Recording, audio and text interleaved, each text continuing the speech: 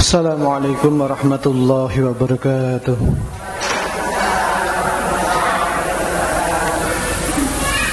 Innal hamdalillah nahmaduhu wa nasta'inuhu wa nastaghfiruh wa na'udzu billahi min shururi anfusina wa min sayyiati a'malina may yahdihillahu fala mudilla lahu wa may yudlilhu fala hadiyalah. Asyhadu an la ilaha illallah wa asyhadu anna Muhammadan abduhu wa rasuluh. Allahumma salli wa sallim ala Muhammad wa ala alihi wa ashabihi wa man tabi'ahum bi ihsanin ila yaumil qiyamah. Hadirin Bapak Ibu kaum muslimin, jamaah majelis ilmu yang mudah-mudahan senantiasa Allah berkahi dan Allah rahmati. Alhamdulillah, mari tidak henti-hentinya senantiasa kita bersyukur atas seluruh limpahan kenikmatan yang Allah berikan kepada kita. Sehingga dengan kenikmatan yang dapat kita rasakan ini, kita dimudahkan oleh Allah Subhanahu wa taala di dalam setiap alur perjalanan ketaatan kita kepada Allah Subhanahu wa taala, dan Allah taala senantiasa menolong di dalam alur perjalanan kehidupan kita untuk taat kepada Allah Subhanahu wa taala. Termasuk pada kesempatan sore hari ini kita bisa berada di teras majelis ilmu, yang mudah-mudahan itu adalah bagian dari kemudahan yang Allah berikan kepada kita, sehingga kemudahan di dalam kita bermajelis ilmu akan berdampak di dalam kehidupan kita, baik dalam kehidupan di dunia maupun dalam kehidupan nanti setelah kematian kita. Maka bersyukurlah kepada Allah Subhanahu wa taala di saat kenikmatan itu Allah limpahkan kepada kita. Karena sejatinya tidak ada transaksi di dalam pernikahan itu yang lebih menguntungkan selain transaksi dengan Allah Subhanahu wa taala. Maka kalau kita lihat dari awal bangun kita, di waktu pagi kita bangun, kita berdoa kepada Allah Subhanahu wa taala. Di situ ada banyak perkara di dalam ibadah yang dapat kita lakukan. Salah satunya adalah kita bisa menjalankan ibadah sholat sunnah fajar, di mana Rasulullah menyampaikan raqaatul fajri khairu minad dunya wa ma fiha. Sholat rakaat 2 rakaat sebelum subuh atau sering dinamakan sholat sunnah fajar. Apa kata Allah Subhanahu wa taala? Lebih baik dari dunia seisinya.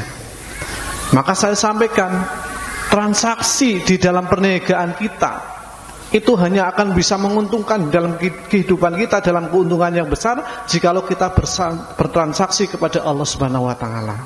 Kalau kita lihat hanya sekedar sholat 2 rakaat, sholat yang sangat ringan, di mana Ibunda Aisyah menyampaikan pada saat Rasulullah menjalankan sholat sunnah fajar itu sholat yang sangat ringan, 2 rakaat. Rakaat pertama membaca surat Al-Kafirun, rakaat kedua membaca surat Al-Ikhlas. Sangat ringan sekali. Tapi apa jaminannya? Lebih baik dari dunia seisinya. Jikalau kita membayangkan dunia seisinya, dari ujung barat sampai ujung timur, dari kutub utara sampai kutub selatan, coba kalau kita nominalkan berupa materi di dalam sebuah perdagangan itu sendiri, itu sudah luar biasa nilai yang didapatkannya. Maka disinilah salah satu keuntungan dan kesyukuran kita di saat Allah mempermudahkan kita di dalam majelis ilmu, sampai majelis ilmu membekas di dalam hati dan diri kita, sehingga akan menuntun kita pada perjalanan untuk taat kepada Allah Subhanahu wa taala. Mudah-mudahan Allah senantiasa memberikan kemudahan kepada kita semua. Amin ya rabbal alamin. Salawat serta salam semoga senantiasa terlimpahkan kepada junjungan kita, teladan kita, Nabi besar Muhammad sallallahu alaihi wasallam, seorang nabi dan seorang rasul yang menjadikan uswatun hasanah, menjadikan contoh di dalam kehidupan kita. Karena tanpa beliau kita akan menjadi orang yang tersesat di dalam kehidupannya. Sehingga dengan beliau, dengan mengantarkan risalah, mengantarkan wahyu yang telah Allah turunkan melalui beliau Rasulullah SAW, sehingga kita itu tahu bahwasanya kita adalah sebuah makhluk yang diciptakan oleh Allah Subhanahu wa taala, dan di situ memiliki sebuah kewajiban, salah satunya adalah untuk beribadah kepada Allah Subhanahu wa taala. Mudah-mudahan syafaat yang senantiasa kita nantikan, kita termasuk umatnya yang mendapatkan syafaat dari Rasulullah sallallahu alaihi wasallam. Amin ya rabbal alamin. Hadirin Bapak Ibu kaum muslimin yang dimuliakan Allah Subhanahu wa taala. Sami sehat nggih? Alhamdulillah. Kesyukuran yang luar biasa. Diberikan kesehatan, diberikan kesempatan, kita akan merasakan bahagia di dalam kehidupan kita. Bahagianya kita itu kadang ketemu di majelis ilmu. Kadang kita meninggalkan beban yang sangat berat dari rumah kita, berbagai macam pemikiran yang butuh kita pikirkan, berbagai macam kebutuhan yang harus kita pikirkan. Setelah kita melangkahkan kaki kita menuju majelis ilmu, ternyata kita dapatkan kebahagiaan di situ. Kenapa? Hati merasa tenang. Ini adalah sesuatu yang luar biasa. Pada kesempatan ini Ustaz Junianto tidak bisa rawuh. Beliau sedang sakit, mudah-mudahan Allah segera menyehatkannya. Kondisi sakit didoakan, mudah-mudahan Ustaz Junianto segera sehat dan nanti bisa aktivitas kembali bersama dengan panjenengan semua. Maka pada kesempatan ini saya menggantikan, ya, kita belajar bareng-bareng Ibu nggih. Belajar bareng-bareng. Mungkin dari saya yang mungkin kurang begitu tahu, mudah-mudahan dengan belajar ini akan menjadikan motivasi di dalam kehidupan saya dan bisa berdampak kepada kehidupan panjenengan. Pada kesempatan sore hari ini kami akan menyampaikan sebuah materi yang panjenengan pasti sudah mendapatkannya, tapi nanti dibungkus dengan koki yang berbeda, sebuah masakan, beda koki, beda rasa, kan gitu nggih. Walaupun mungkin materinya telah panjenengan dapatkan mungkin berkali-kali, kalau berbicara masalah kunci pembuka pintu surga, kita itu akan sangat tertarik. Karena kehidupan kita tidak pernah terlepas dari yang namanya untuk mendapatkan rezeki, untuk mencari rezeki. Maka pada saat kita membahas kunci pembuka pintu rezeki, maka kita ada kesemangatan di dalam diri kita. Bagaimana sih supaya kunci itu bisa kita dapatkan di dalam kehidupan kita? Nah, maka pada kesempatan ini kita belajar bersama-sama. Mudah-mudahan ini adalah bagian dari Allah memberikan rezeki kepada kita. Amin ya rabbal alamin. Hadirin Bapak Ibu kaum muslimin yang dimuliakan Allah Subhanahu wa taala, kita lihat kalau berbicara masalah rezeki, maka akan berdampingan erat dengan kata bekerja. Karena rezeki biasanya tidak terlepas dari yang namanya bekerja. Nggih napa mboten? Iya. Karena Allah Subhanahu wa taala itu telah memerintahkan kepada orang yang beriman untuk apa? Untuk bekerja. Jadi bukan untuk hanya berpangku tangan atau mungkin untuk mendalami ilmu agama terus tidak pernah bekerja.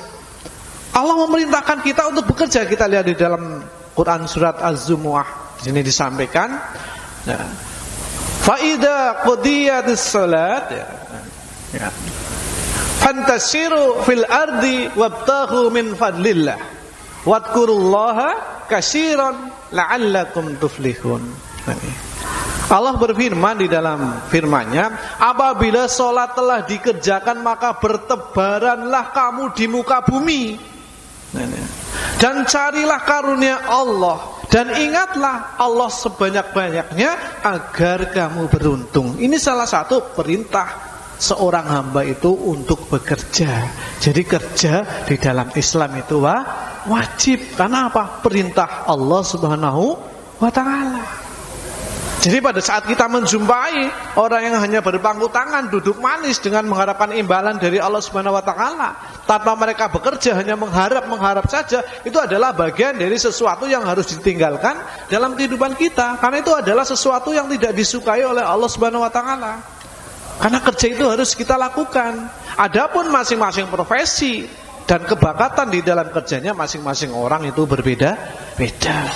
Ada yang bekerja memasak, ada yang bekerja jadi tukang dan sebagainya. Masing-masing itu sesuai dengan keahlian masing-masing. Tapi yang namanya bekerja adalah sesuatu yang harus kita lakukan dalam kehidupan kita. Karena ini akan bagian berdampak pada sesuatu yang akan kita dapatkan nanti di dalam kehidupan kita.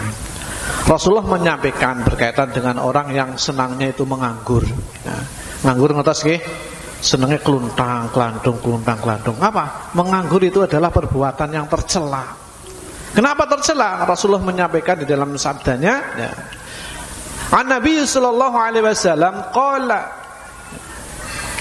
la ayyahuda ahadukum hablahu fayadiya bihusmatil khatabi ala dhahrihi fayabi'aha fayakunallahu biha wajhahu khairulahu min ayas'alan nasa atauhu aw mana'u.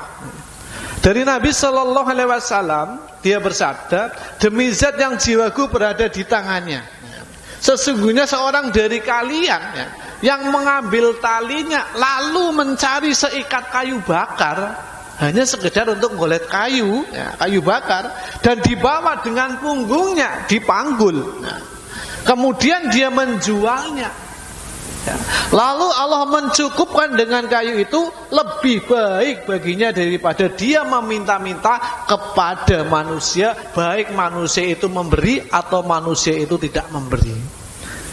Inilah keutamaan bekerja dan tercelanya orang yang menganggur. Diibaratkan gawa tali, maring kebon, golet kayu, kayu ini didol, itu akan mendapatkan sesuatu yang mungkin nilainya itu sedikit bila dibandingkan dengan orang yang pendapatannya besar. Tapi apa kata Allah? Itu akan dicukupkan oleh Allah Subhanahu wa taala daripada orang yang memiliki profesi meminta-minta, baik orang itu memberi ataupun orang itu tidak memberinya. Ini adalah cakupan berkaitan dengan tercelanya menganggur. Kenapa perlu dibahas yang namanya sebuah bekerja itu identik dengan rezeki? Iya, salah satu, bukan menjadikan salah satu penyebabnya, tapi salah satu bekerja adalah identik dengan yang namanya pintu rezeki itu sendiri. Hadirin Bapak Ibu kaum muslimin yang dimuliakan Allah Subhanahu wa taala. Maka berbicara masalah bekerja, maka kita tidak akan terlepas dari yang namanya dunia. Kenapa? Nah, ini. Apa sih yang kita cari dalam kehidupan ini? Nah, ini sebuah pertanyaan di dalam diri kita yang harus kita jawab. Bekerja adalah salah satu pekerjaan yang harus dilakukan di dunia. Karena nanti setelah kematian kita sudah tidak ada lagi yang namanya orang bekerja. Bekerja adalah sekarang Bapak Ibu. Saatnya sekarang bekerja ya di dunia ini. Nanti setelah kematian kita sudah tidak ada lagi yang namanya sebuah pekerjaan. Yang ada hanyalah balasan dari Allah Subhanahu wa taala. Kalau itu berupa nikmat akan mendapatkan sebuah kenikmatan, kalau itu berupa siksa akan mendapatkan sebuah siksa. Dan saatnya bekerja sekarang di dunia ini. Nah, maka kalau kita bertanya apa yang kita cari di dalam kehidupan kita, maka ada dua. Yang pertama dunia, yang kedua rezeki. Beda mantan dunia kali rezeki. Benten badan dunia kali rezeki, benten badan. Nah, ini harus kita tahu. Ini harus kita pelajari supaya nanti kita itu paham bagaimana kita membawa alur perjalanan kehidupan kita di dunia ini, sehingga kita bisa membedakan antara dunia dan rezeki, sehingga orang tidak akan salah paham. Karena banyak orang menyangka loh Bu, ada sebuah peristiwa di dalam suatu kondisi orang yang hobinya berjudi. Judi, okay? Di saat dia memiliki uang 5.000 dia pasang buntutan. Tahu buntutan? Ternyata dapat keluar buntutannya, akan menjadikan pendapatan yang tadinya 5.000 bisa menjadi 2 juta. Masih bilang alhamdulillah rezekine enyong. Padahal tadi yang dilakukan adalah apa? Judi. Masih dia alhamdulillah dan masih menyangka bahwa itu adalah rezekine enyong. Kenapa? Dia tidak paham antara dunia dan rezeki. Sehingga apa yang kita cari di dunia kadang itu salah paham. Yang menurut kita itu adalah rezeki, justru itu adalah dunia, ya. Kenapa? Karena kita tidak memiliki pengetahuan tentang rezeki dan dunia. Maka salah satu yang akan saya sampaikan bedanya dunia dengan rezeki pada kesempatan sore hari ini, sebelum merambah kepada pintu-pintu rezeki itu sendiri, kita lihat apa sih itu dunia. Pada salah satu perbedaan antara dunia dan rezeki, yang pertama, dunia itu adalah sudah diatur oleh Allah Subhanahu wa taala, tepat dan tidak salah. Panjenengan sudah dikasih dunia, sudah diatur tepat dan tidak salah. Maka kadang muncul dalam diri kita, Tat, saya itu heran, si Wulan dia tidak tahu, orang tahu sholat, orang tahu ngaji, tapi hartanya begitu luar biasa. Panjenengan tidak usah iri, karena itu adalah dunia yang telah ditetapkan oleh Allah untuk beliau yang mendapatkannya itu sesuai dengan takarannya. Okay? Kita tidak pernah iri, jangan pernah iri, karena kalau kita iri kita akan rugi. Itu pengertian dunia. Jadi dunia itu adalah sesuatu yang telah diatur oleh Allah, dan pasti kita akan mendapatkannya sesuai dengan jatahnya masing-masing, tidak perlu dikhawatirkan. Tapi gimana dengan rezeki? Nah nih, hasil dari transaksi ketaatan kita kepada Allah itulah rezeki. Sampai sini mudeng. Panjenengan sering menyebut rezeki. Tadi yang saya sampaikan, contoh saya sampaikan rezeki atau dunia. Masang buntutan 5.000 metu oleh 2 juta. Rezeki atau dunia? Dunia. Kenapa? Apakah dia hasil ketaatan kepada Allah? Bukan. Justru dia adalah hasil kemaksiatan kepada Allah. Maka itu adalah dunia. Dan memang sudah ditetapkan simpulan oleh lewat jalan yang dihinakan. Salah satunya jalan bermaksiat kepada Allah Subhanahu wa ta'ala. Maka setelah ini kita paham antara dunia dan rezeki, sehingga kita itu akan meralat di dalam perjalanan kehidupan kita. Jadi apa sih yang kita cari? Dunia atau rezeki? Nah, maka kita berdoa kepada Allah Subhanahu wa ta'ala dengan doa yang kita inginkan. Ya Allah, lapangkanlah rezekiku dan sederhanakanlah duniaku. Mohon panjenengan bisa di sela-sela panjenengan setelah sholat panjenengan memohon dilapangkan rezeki, disederhanakan dunianya. Kenapa? Adalah 2 posisi yang berbeda. Kalau dunia sudah ada takaran, panjenengan mboten ditinggal ngaji pun seniki anu dunia ini panjenengan empun dijatah. Lah nyong ora gelem ngaji lah eman-eman. Warunge mengko tutup, ana wong tuku kepriwe ya? Dunia panjenengan anu sudah dijatah langsung ngaji bae nek wis dasar mengko dadi rezekine. Nah, kan kadang bilang kayak gitu kan? Nek wis dadi rezekine, kenapa? Panjenengan dalam rangka transaksi ketaatan kepada Allah. Apa ketaatannya? Tolabul ilmi fardhatun ala kulli muslim. Karena tolabul ilmi adalah wajib. Maka kalau panjenengan bilang lah harus jadi rezekine, itu betul.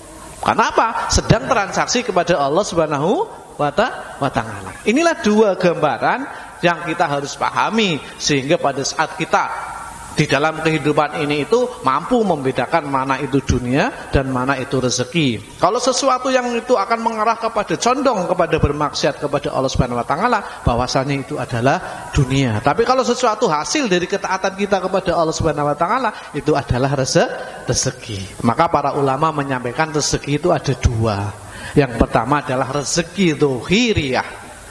Apa contohnya? Uang, harta, makanan. Itu adalah rezeki dzahiriyah. Yang kedua adalah rezeki batiniyah, kebaikan. Allah senantiasa menuntun kita dalam kebaikan. Allah memberikan anak-anak kita anak yang soleh dan solehah. Allah memberikan suami-suami kita suami yang Allah memberikan suami kepada kita suami yang soleh, memberikan kepada istri-istri yang soleh. Itu adalah rezeki secara batiniyah. Pada saat kita melakukan ketaatan itu adalah rezeki. Karena apa? Akan menghantarkan kebaikan kita kepada Allah Subhanahu wa ta'ala. Yang kadang orang notabene kalau melihat berbicara masalah rezeki, maka orientasinya hanya kepada emas, pada uang saja, tanpa melihat ternyata ada rezeki yang bersifat batiniyah. Termasuk majelis ilmu yang kita bangun adalah bagian dari rezeki yang dapat kita dapatkan, yang Allah berikan pada kesempatan sore hari ini, yaitu rezeki berupa batiniyah. Hadirin Bapak Ibu kaum muslimin yang dimuliakan Allah Subhanahu wa ta'ala.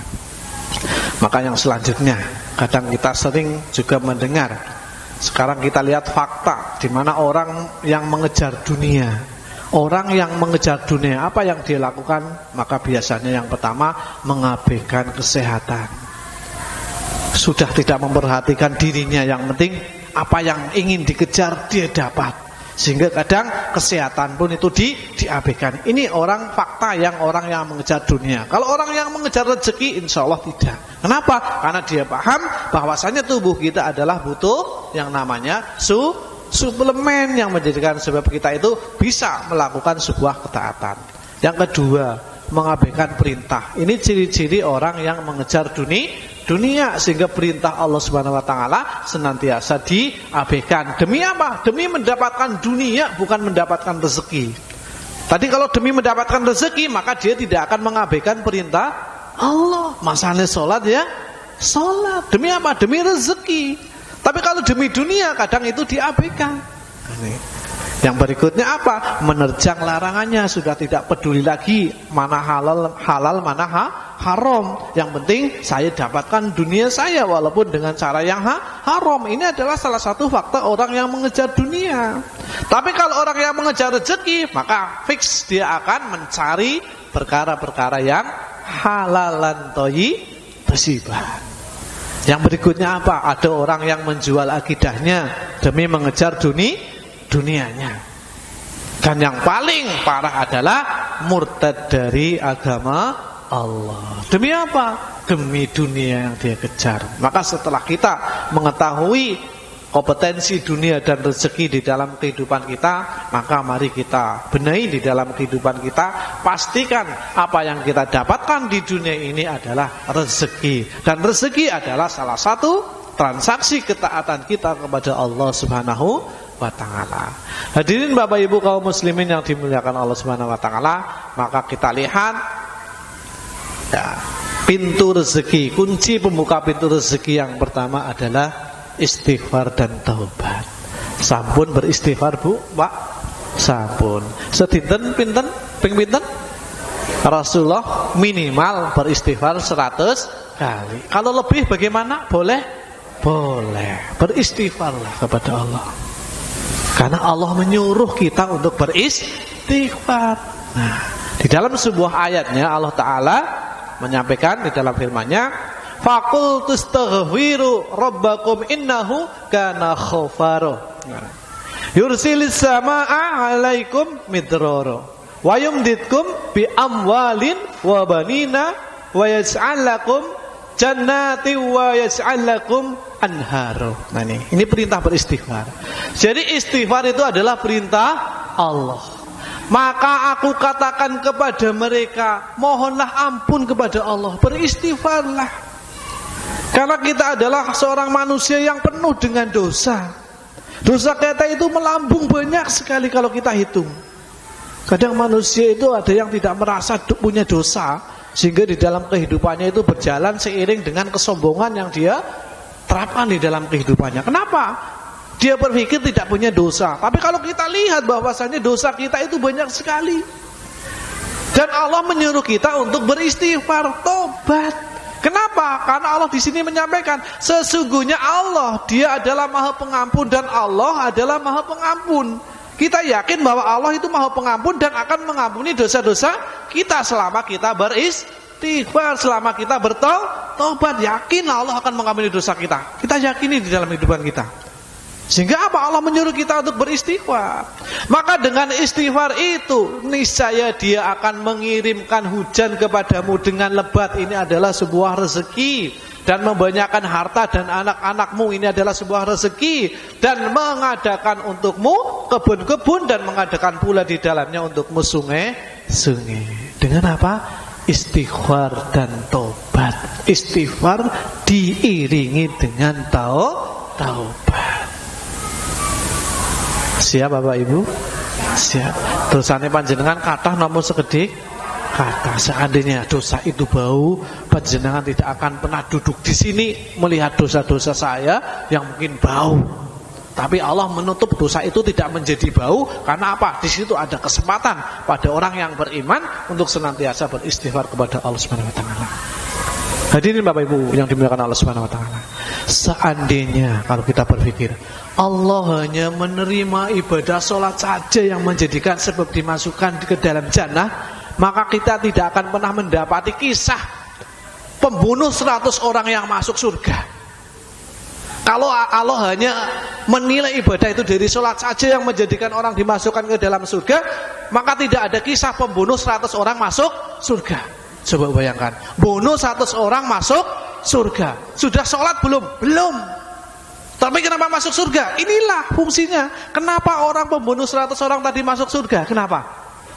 Beristighfar kepada Allah, taubat kepada Allah. Sehingga di dalam perjalanannya pada saat membunuh 99 orang tergugah hatinya, diketuk oleh Allah Subhanahu wa taala mendapatkan hidayah sehingga dia tersadar, dia mau menghambakan diri kepada Allah Subhanahu wa taala. Maka dicarilah orang yang bisa membimbingnya untuk mendekatkan diri kepada Allah. Maka pada saat itu berjumpa dengan seseorang yang dia anggap sebagai seorang ulama, dia ceritakan kisahnya telah membunuh 999 orang, maka apa?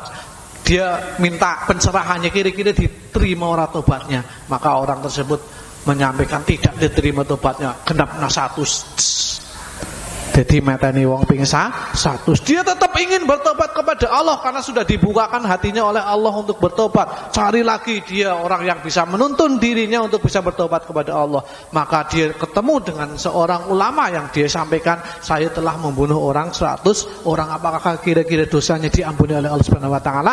Maka ulama tersebut menyampaikan, insya Allah selama kamu mau bertobat kepada Allah, Allah akan menerima dosa-dosamu. Maka tujulah ke tempat sana yang akan membimbing kamu menjadi orang yang baik.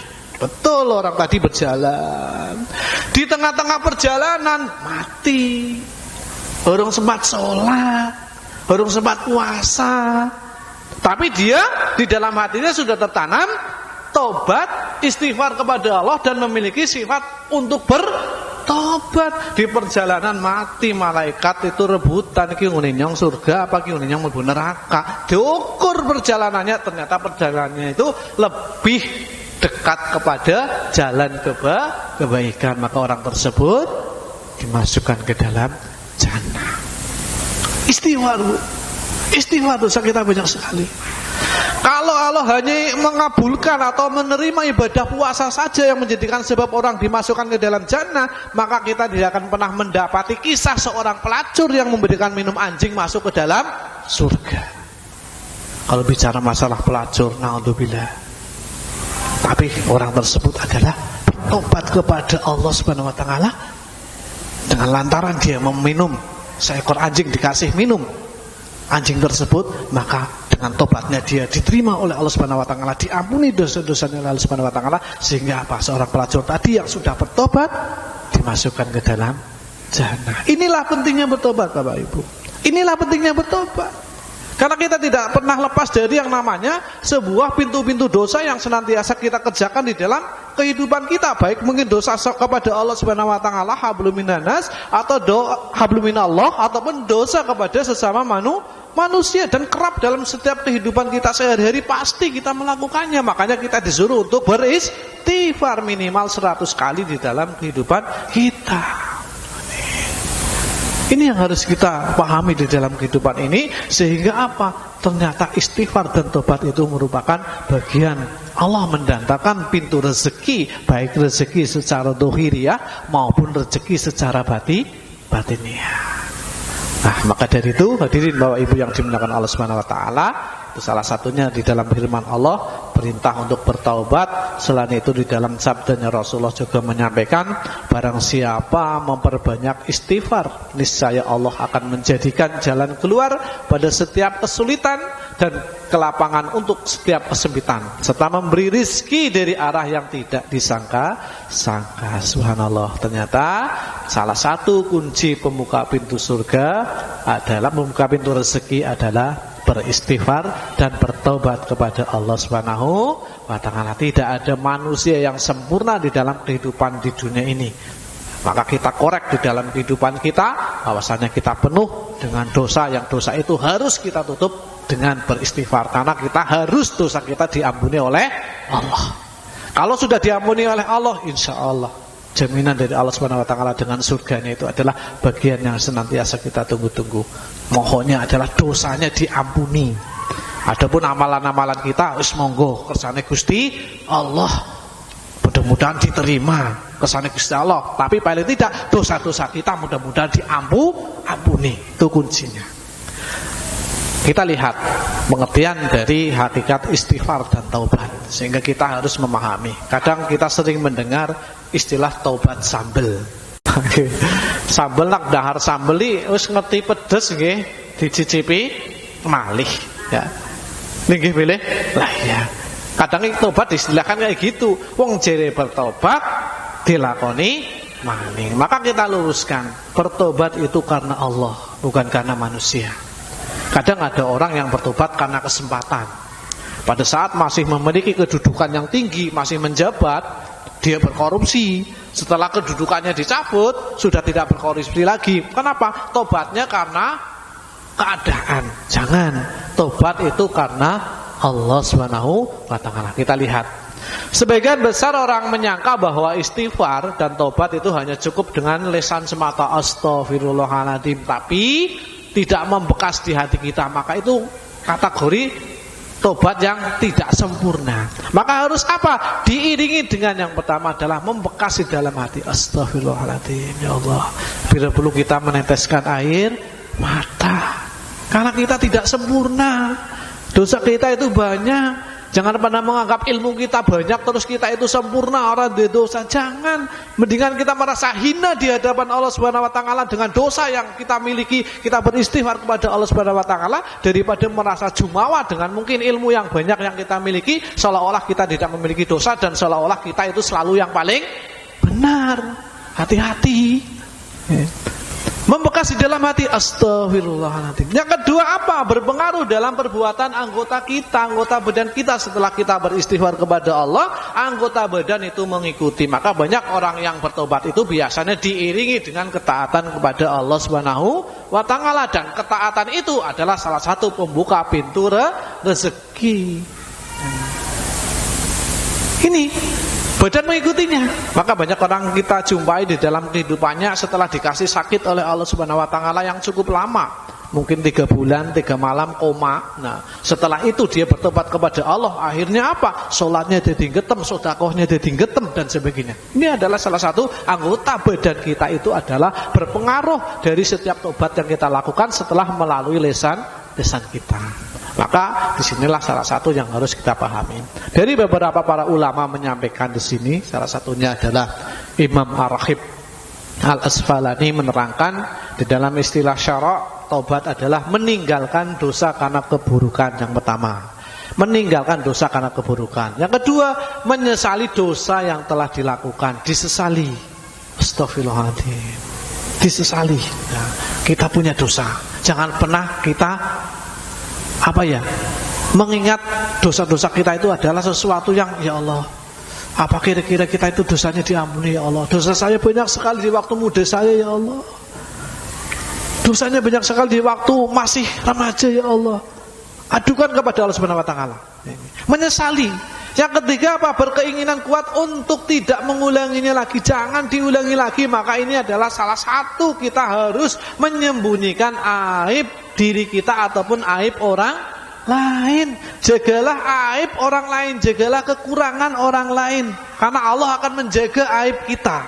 Kata Rasulullah, kita menjaga aib orang lain karena sesuatu yang mungkin bisa diutarakan kembali akan bisa menjadi peluang untuk bermaksiat lagi. Contoh, seorang kakek mungkin bicara sama cucunya, "Nak, sudah nikah belum?" Nah, dereng mbah, dereng angsal. Oh, mien bae dong isih enom. Pacare 10. Pacare 10. Sudah ditutup dalam-dalam.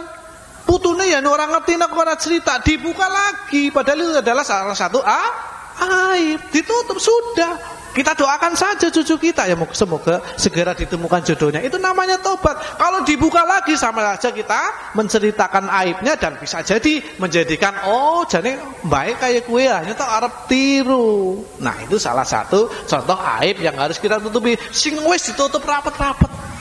Sing mbiyen dilakoni ditutup rapet wis iki urusane awake nyong karo Gusti Allah, dan kita diiringi istighfar terus setiap hari.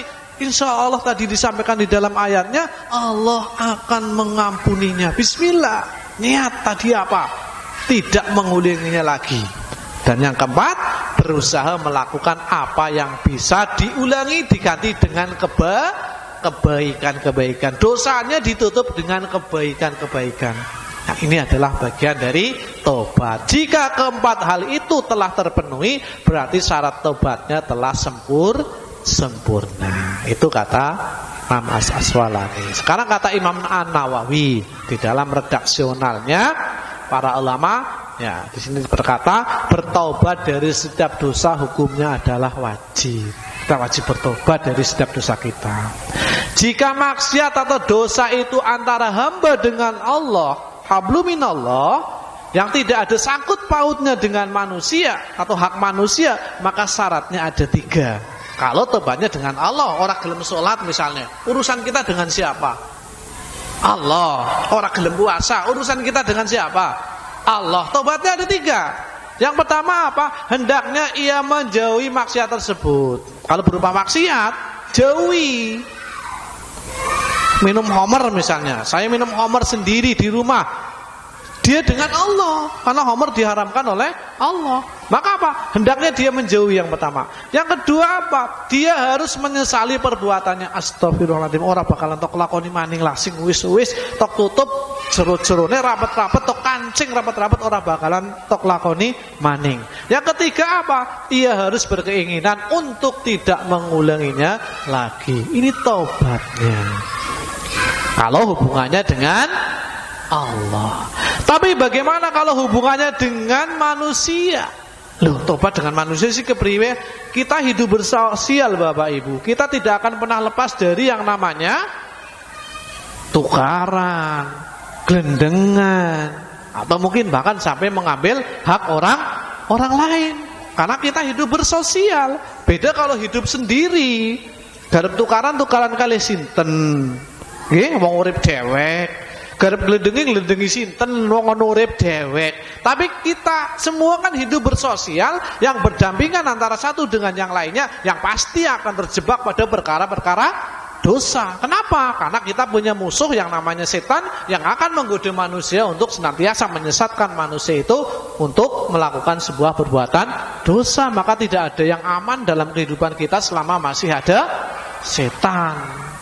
Orang aman, jadi tidak usah sombong dengan ilmu yang panjenengan dapatkan ngaji dino was pokoknya goda setan mental setane. Jangan pernah. Setan itu akan menyusun kekuatan mencari titik terlemah di dalam kehidupan kita untuk masuk dalam hati kita, untuk menggoda manusia untuk masuk pada perkara dosa. Jadi jangan pernah lengah dengan godaan setan. Maka dampak pengiringnya tadi apa? Istighfar, astagfirullahaladzim, astagfirullahaladzim. Nah, maka hubungannya dengan manusia ditegaskan di sini. Pertama, jika taubat itu berkaitan dengan manusia, maka syaratnya ada 4. Syarat yang pertama yaitu ketiga syarat di atas tadi yang saya sampaikan. Sing hablu minallah. Syarat yang keempatnya, yang pertama, hendaknya ia membebaskan diri atau memenuhi hak orang tersebut. Nah, jika berbentuk harta, maka harta itu dikembalikan. Kan ada istilah mencuri nggih. Mencuri sih nopo? Ngambil hartane tiang sanes. Kon dilalah kembon tua tobat, getem dikasih hidayah, dibukakan pintu hatinya oleh Allah, maka tobatnya harus mengembalikan apa yang dia ambil. Berat boten? Berat boten? Berat. Hablum minan nas itu lebih berat tobatnya kepada sesama manusia, karena dosa yang dilakukannya itu lebih berat. Kenapa? Kita akan membanting pikiran dan hati kita, akan menghinakan diri kita di hadapan manusia tersebut, tapi justru akan memuliakan diri kita di hadapan Allah. Jadi seringlah jadi orang yang senang meminta maaf, senang jeluk ngapura walaupun kita benar, itu akan jauh lebih mulia. Senang jeluk ngapura karena kuncinya itu. Lah kepriwe yang ora teng nyerutang wong kondisinya be pas-pasan go mambe angel. Temui orangnya. Kang Yu, dulu saya pas waktu itu pas jenengan duwe wit duren montong, sewit sing pun ditebas regane 5 juta. Kan hilang nggih, Mbah? Iya, mbiyen hilang nyungun banget jebule sing lagi ngomong sing nang ngarepe. Iya Mbah, mbiyen ilang kula ngertos Mbah sing ngambil. Kula Mbah. Kula mboten saged belekaken Mbah, kula men tobat. Nek jenengan nuntut kon belekaken, kula mboten saged, memang kula keadaane mboten saged belekaken Mbah. Ya Allah, nek jenengan orang ngapurane nyong apa diampuni marang Gusti Allah. Njaluk ngapura Mbah diikhlasaken. Nah, kondisi orang yang beriman pun melihat saudaranya merengek-rengek seperti itu karena hubungannya dengan dosa, ya sudahlah, istighfar kepada Allah. Mudah-mudahan itu menjadi amal buat saya dan menjadi ampunan dosa buat panjenengan. Selesai. Karena orang tayang belek. Nah, kalau hubungannya dengan harta, baik itu mencuri, jambret, nodong dan sebagainya.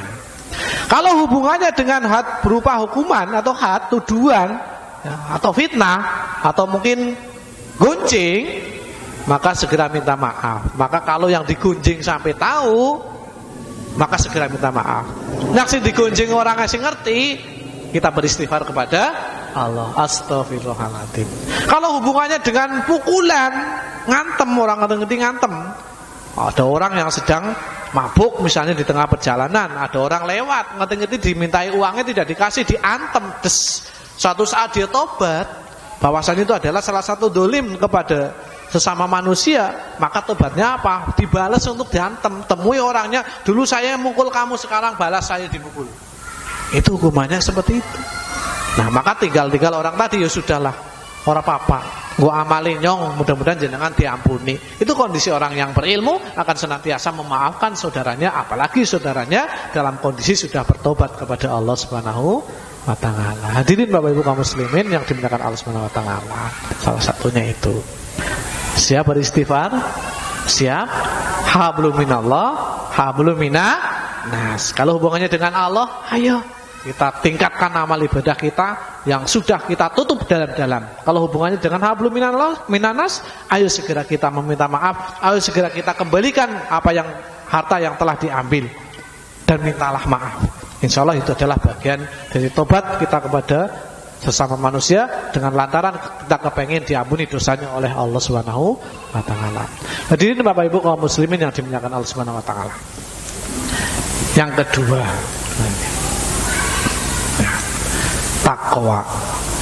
Coba kalau kita lihat dari definisi tadi, definisi yang pertama, rezeki adalah hasil transaksi ketaatan kita kepada Allah. Tadi yang pertama istighfar dan tobat. Istighfar dan tobat bagian dari ketaatan enggak? Iya, maka dampaknya adalah rezeki. Yang kedua takwa. Takwa hasil dari ketaatan enggak? Iya, maka nanti dampaknya juga adalah rezeki. Kita bisa membedakan. Tapi kalau yang berbau kemaksiatan, maka hasilnya adalah dunia. Amin. Yang kedua adalah takwa. Di dalam firman-Nya Allah Subhanahu wa taala berfirman, "Wa may yattaqillaha yaj'al lahu makhraja wa yarzuqhu min haitsu la yahtasib." Barang siapa yang bertakwa kepada Allah, niscaya dia akan mengadakan baginya makhraja, akan memudahkan jalan kesempitan, akan memudahkan setiap persoalan, makhraja, dan memberi rezeki dari arah yang tidak disangka-sangka. Takwa. Definisi takwa adalah menjalankan perintahnya dan menjauhi larangannya. Hasil transaksi kita, ketaatan kita kepada Allah, maka Allah akan membukakan pintu rezeki. Maka kita ada sedikit gambaran di dalam kehidupan kita. Oh, jadi rezeki kayak gitu ya. Berarti saya pada saat mungkin oleh buntutan, masang 2.000 jadi 2 juta, itu dunia ya. Yang sejatinya justru dia akan, kalau belum tobat di dalam kehidupannya, akan menjadikan balak nanti setelah kematiannya. Makanya istighfarlah, bertobat, astaghfirullahaladzim. Itu seperti itu. Di sini takwa menjadikan pintu rezeki di dalam kehidupan kita. Maka ketakwaan senantiasa diingatkan, baik oleh para mubalik, oleh para ustadz, para kiai, untuk senantiasa bersyukur dan untuk senantiasa meningkatkan ketakwaan kita kepada Allah Subhanahu wa ta'ala. Karena takwa itu sendiri salah satunya adalah pembuka pintu rezeki di dalam kehidupan kita, baik yang dohiriyah maupun yang batiniyah. Maka kalau definisi takwa kita kaji, panjenengan sudah mengkajinya, buah dari ketakwaan itu sendiri itu begitu luar biasa, apalagi berdampingan dengan masalah yang namanya rezeki itu sendiri. Ada beberapa macam dari takwa itu sendiri, buah dari takwa itu sendiri. Panjenengan sudah mempelajarinya. Hadirin yang dimuliakan Allah Subhanahu wa taala, maka beridahlah dengan sepenuhnya mengharapkan ridha Allah Subhanahu wa taala, di mana disampaikan di dalam sebuah hadis Rasulullah sallallahu alaihi wasallam, sesungguhnya Allah Subhanahu wa taala berfirman, "Wahai anak Adam, beribadahlah sepenuhnya kepadaku." Sepenuhnya beribadah kepada Allah, ya. Niscaya aku akan penuhi hatimu yang ada di dalam dada dengan kekayaan, dan aku penuhi kebutuhanmu. Jika tidak kalian lakukan, niscaya aku penuhi tanganmu dengan kesibukan, dan tidak aku penuhi kebutuhanmu. Jadi adanya disibukkan tapi merasa kurang. Maka kita disuruh beribadah kepada Allah dengan sepenuhnya, totalitas kita kepada Allah itu sepenuhnya. Orang yang mencari dunia akan senantiasa merasa sibuk terus, tapi merasa kurang terus. Itu dunia. Seandainya kita terjangkiti hal yang semacam itu, merasa kurang terus, berarti kita itu masuk dalam pengaruh dunia. Karena sifat rezeki adalah memberikan ketenangan di dalam kehidupan kita, walaupun yang kita dapatkan itu sedikit, tapi akan menjadikan tenang di dalam kehidupan kita. Itu sifat rezeki. Karena sifat rezeki adalah dimuliakan oleh Allah Subhanahu wa taala. Maka Allah menggambarkan di dalam firman Allah, di dalam Al-Qur'an, nanti nak panjenengan madosi, rezeki pasti berdampingan dengan sebuah kemuliaan. Tapi dunia akan berdampingan sebuah kehinaan. Maka sering kita jumpai dunia itu fana, dunia itu sebentar dan sebagainya. Itulah nilai dunia. Tapi orang yang senantiasa mengejar dunianya, dia akan disibukkan dan tidak akan pernah merasa cukup. Seolah-olah apa yang dia cari dunianya itu adalah sesuatu yang menjadikan barang berharga di dalam dirinya, sehingga apa? Kadang melalaikan sebuah ketaatan, kadang meninggalkan sebuah ketaatan. Maka pada saat Allah memberikan sebuah ketaatan, menolong kita untuk bisa beribadah dengan sebaik-baiknya, itu adalah rezeki yang luar biasa yang akan membuat ketenangan di dalam kehidupan kita. Tenang walaupun mungkin sedikit, tapi kalau rezeki itu adalah rezeki yang halalan thayyiban, akan menjadikan kita mudah di dalam melakukan perjalanan hidup di dunia ini. Kenapa? Karena rezeki adalah bernilai mulia di hadapan Allah Subhanahu wa taala. Maka selama ini apa yang kita cari kok menjadikan sebab kita terus kurang, bisa jadi apa yang kita dapatkan adalah dunia, bukan rezeki. Hadirin Bapak Ibu yang dimuliakan Allah Subhanahu wa taala. Mungkin ini yang dapat kami sampaikan. Karena materi ini pas-pasan, kita belajar bersama-sama. Sebetulnya masih ada waktu yang lain. Insyaallah kita hanya mengingatkan, ayo kita bedakan antara dunia dan rezeki, sehingga kita itu akan lebih mendalam di dalam ilmu pengetahuan kita tentang dunia dan rezeki, sehingga kita bisa menempatkan mana posisi yang harus kita ambil, sehingga kita akan menjadikan rezeki yang kita dapatkan itu sebagai salah satu sarana kita hidup di dunia ini untuk menghantarkan ketaatan kita kepada Allah Subhanahu wa taala. Jangan sampai dunia yang kita dapatkan justru akan menjadikan ladang siksa nanti kita di hadapan Allah Subhanahu wa taala. Maka pastikan apa yang kita cari di dalam kehidupan di dunia ini adalah rezeki, dan rezeki didapatkan dari hasil transaksi ketaatan kita kepada Allah Subhanahu wa taala. Mudah-mudahan Allah memudahkan di dalam alur perjalanan hidup kita sampai dengan rezeki itu datang kepada kita, baik zahiriyah maupun rezeki yang bersifat batinnya. Mungkin ini Bapak Ibu kaum muslimin yang dimuliakan Allah Subhanahu wa taala, di dalam kajian pada kesempatan sore hari ini mudah-mudahan bisa menjadikan sebuah kemanfaatan di dalam kehidupan kita, sehingga kita bisa bertemu bersama-sama dalam majelis ilmu, dan mudah-mudahan besok kelak kita bertemu bersama-sama di jannahnya Allah Subhanahu wa taala. Amin ya rabbal alamin. Jangan lupa istighfar, astagfirullahaladzim. Mudah-mudahan Allah mengampuni dosa-dosa kita. Mungkin ini Bapak Ibu yang kami muliakan, mudah-mudahan apa ada tanya jawab apa cukup? Oh sedikit monggo. Kalau saya bisa tak jawab tak mboten nggih, kalau tak tanglet liyane nggih. Wong sinau barang-barang niki kados niku nggih, nggih. Monggo Ibu. Waalaikumsalam warahmatullahi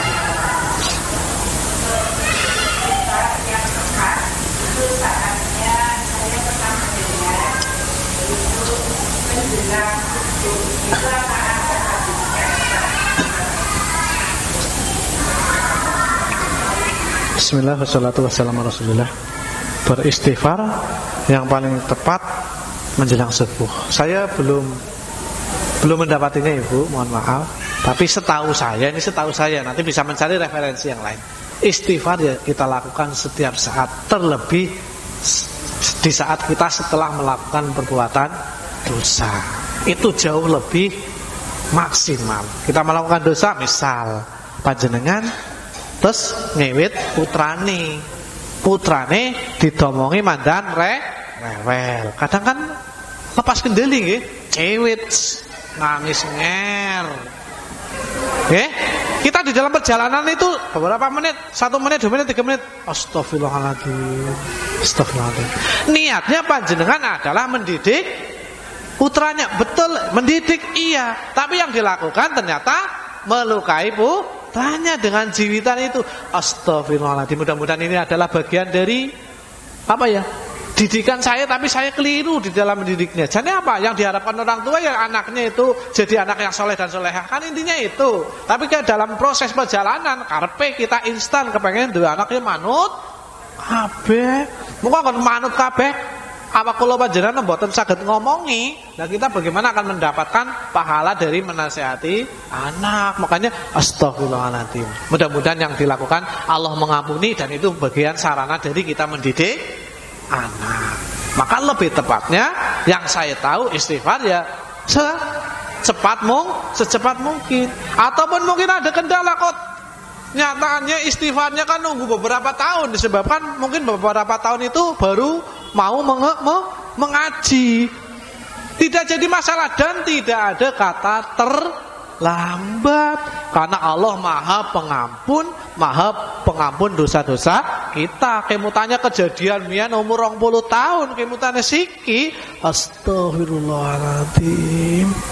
Kenapa didapatkan dari majelis ilmu yang akan mengorek kehidupan kita? Ilmu itu akan mengorek kehidupan kita sendiri, bukan mengorek kehidupan orang lain. Sehingga kita kemutan 20 tahun yang lalu. Astagfirullahaladzim ya Allah. Yang tampuni orang ya Allah, dosanya ya Allah. Astagfirullahaladzim. Tuh. Oke.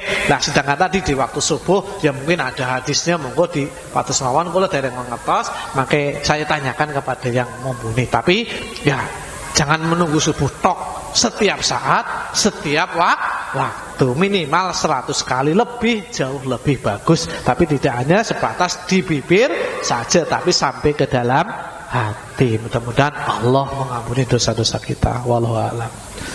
Ada lagi yang lain? Cukup? Cukup Ibu? Baik, untuk kajian pada sore hari ini mudah-mudahan mendatangkan keberkahan dan menjadikan motivasi di dalam ibadah kita kepada Allah Subhanahu wa taala. Karena dengan ilmu itu kita akan diingatkan, dan dengan ilmu itu kita akan bertambah amal-amal soleh kita kepada Allah Subhanahu wa taala. Mudah-mudahan Allah memuliakan di dalam kehidupan kita, baik di dunia maupun kehidupan di surganya Allah Subhanahu wa taala nanti. Amin ya rabbal alamin. Moga pengajian sonten semenika kita tutup kanthi doa kafaratul majelis. Subhanakallahumma wa bihamdika. Bismillahirrahmanirrahim. Subhanakallahumma wa bihamdika. Asyhadu an la ilaha illa anta astaghfiruka wa atubu ilaik.